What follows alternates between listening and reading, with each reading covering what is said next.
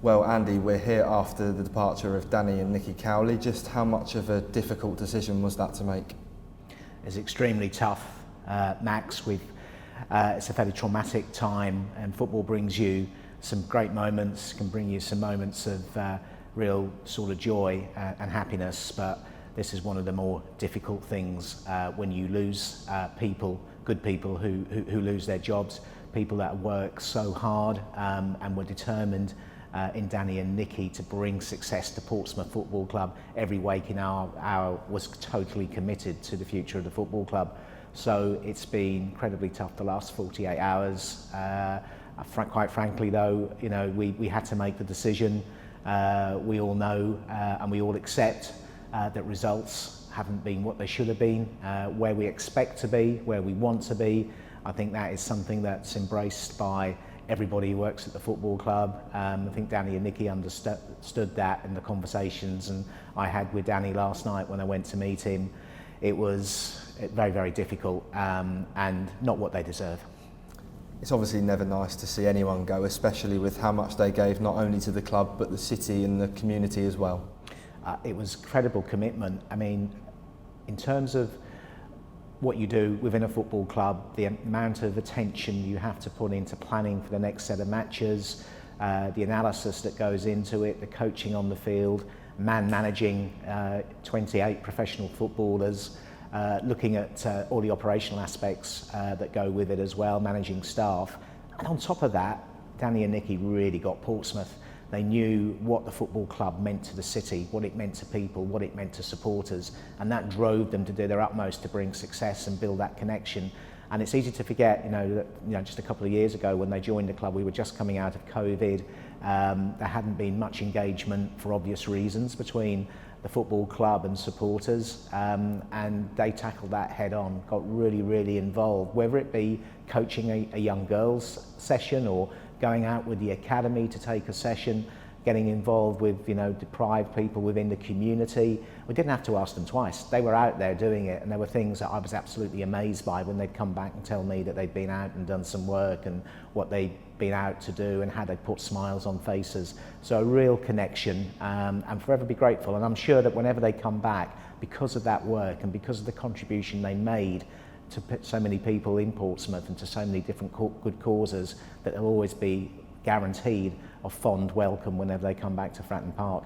Absolutely. What has today looked like for you? Well, I met with Danny last night. As I said, that was a very, very tough meeting for both of us, very emotional meeting.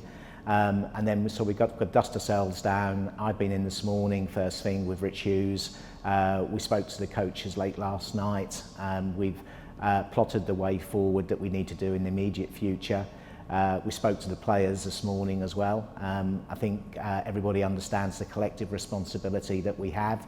As well as looking back, we have to look forward now, and that's the message of positivity that we were keen to give to the players. They are a really good group. They are a group that's really together. That's been really, re-emphasised this morning by the senior group of players as well, and they are determined. They came to this football club to achieve success. We've got a good group of young players as well, who one or two may not have experienced this sort of thing before, but I had to remind them that we started off the season in a really, really good place. We were unbeaten for a large number of games in the league at the start of the season. We were at a point where we were joint top of the league going into the end of September.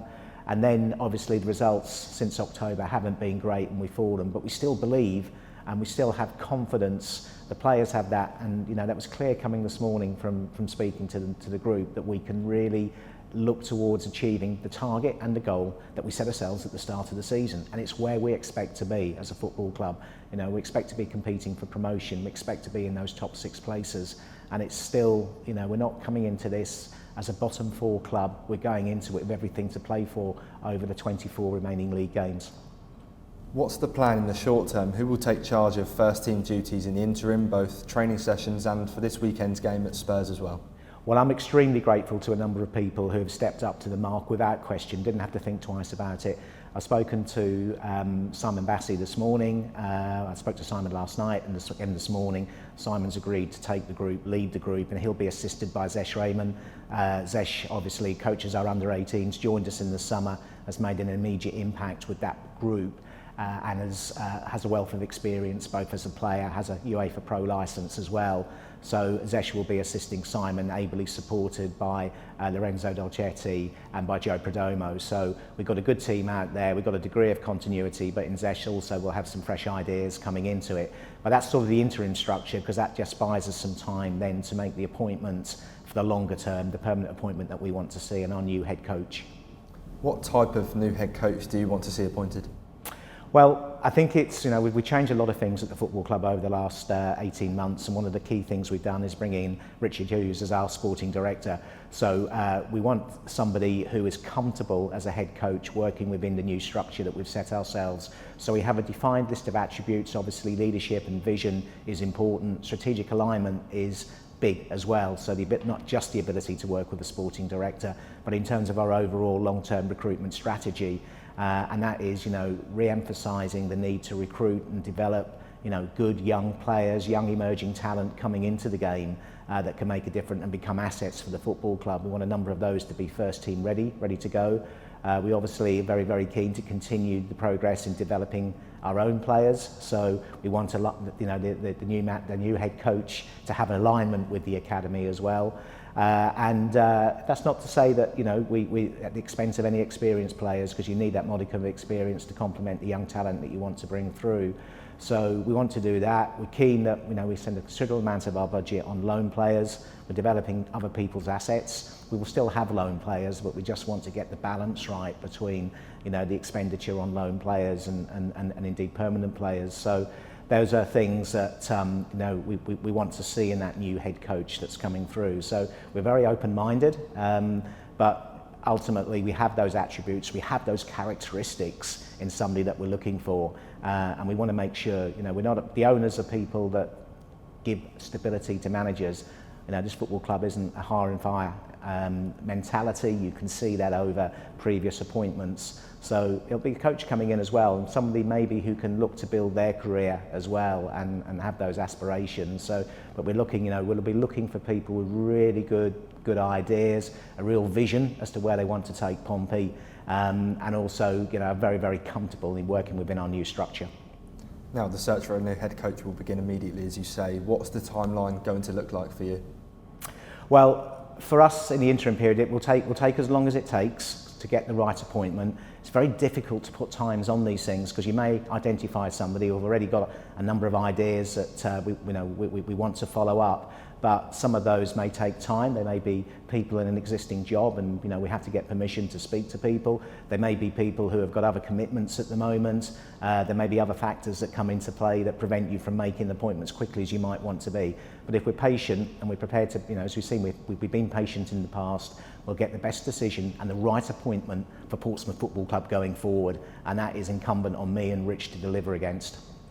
And just finally, Michael and Eric Eisner have taken to Twitter with their thoughts both last night and this morning, which just shows how much of a good relationship they had and how difficult a decision this must have been for the whole board. Yeah, it was difficult for the board. Ultimately they looked to myself and others for guidance, but it's a decision we've all made collectively as one. We will make a collective decision on the way forward. Again, they'll be looking to Rich and myself in terms of guidance as to the candidate that we recommend to them. But we're all clear as to what we want. We're all sort of united in the characteristics we want in that new head coach. So Michael, Eric, the whole board are as determined that we win promotion.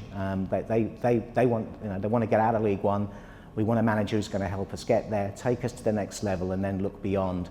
And their commitment and their determination to do that remains as strong as it's ever been.